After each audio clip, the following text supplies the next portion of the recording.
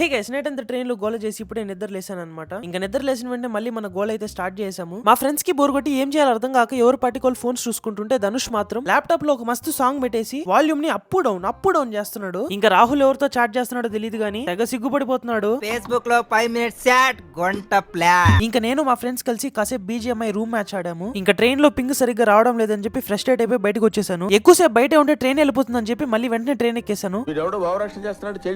ఇంకా నేను రాహుల్ ట్రైన్ లో పిల్లో ఫైటింగ్ ఆడుతుంటే మన టీసీ మామయ్య వచ్చారు. టికెట్స్ ప్లీజ్ అని చెప్పి మన టికెట్స్ చెక్ చేశారు. అయిపోయాక నేను ప్రేక్షకుడిని, మీలో మీరు కొట్టుకుని చావండి, నన్ను ఎంటర్టైన్ చేయండి. మధ్యలో గంట సేపు ఒకే స్టేషన్ లో ఆపేశారు.